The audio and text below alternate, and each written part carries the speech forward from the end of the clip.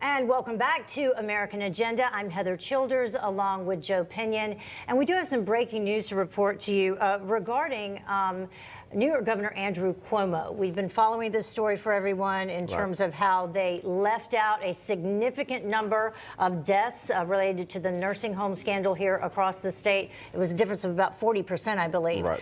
15,000 people 15,000 people dying because they had it down in the, I think, 9,000s, when in all actuality that was not the case. So. Yeah. So apparently there's been a pushback, we've been telling you, but from both Democrats and Republicans across the state.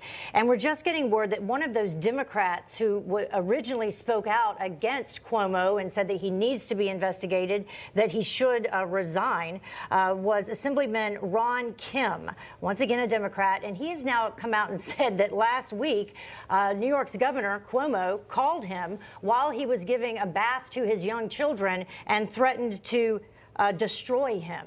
So Governor Cuomo not only not backing down, but now apparently placing calls and making threats. Well, again, at some point you have to have a conversation about when does this thuggery get checked. I mean, you have the media who is completely enamored by all things Cuomo. They haven't called him into account for anything. We've got his own staff members saying that they purposely misled the public on these numbers, not just, again, to the detriment of our nationwide response, but also to the detriment of the federal response, because you have to also remember they hid these numbers from the feds, right? At a time when we were trying to figure out what are the best practices. So they were holding themselves up as the model for the country, while also failing to tell us that, by the way, the death tolls for the most vulnerable was 50% more higher. I mean, you could call that, you know, I don't know what you want to call that, but at the end of the day, it just wasn't right. And the fact that even in this moment, he is now tripling down on his power as the governor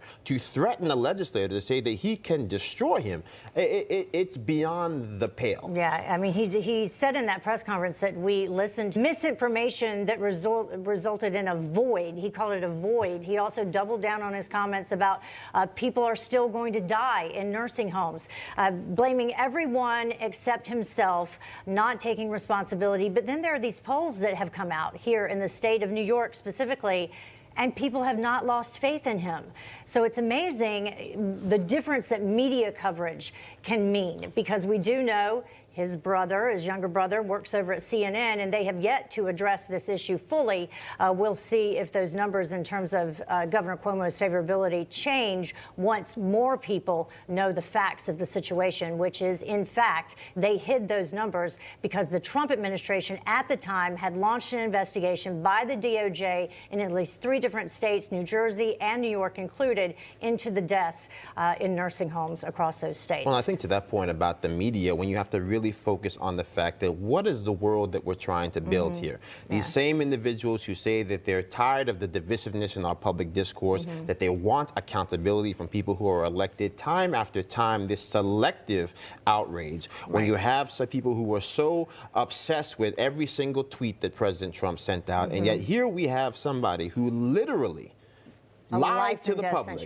Life and death situation. It is unambiguous. It is clear as day that this person, for their own personal gain, for their own personal professional ambitions, was willing to say to the world that we've done this great job, when in fact the numbers reflected something quite different. And I think that, as he called it, a shiny object, that Republicans were looking for some type of shiny object to deflect. The only person doing the deflecting was this governor. And I think that the families that now have empty beds in their homes, those families that now have cell phones with voicemails, that's the only way they can remember the voices of those loved ones, those are the people that have to actually have someone answer to them, why did this happen to the people that we love? You know who would be great to hear from on this would be the great Rush Limbaugh. Speaking of holding people, talking about the loss of Rush Limbaugh today at the age of 70 and what that will mean, not only for talk radio, but for conservative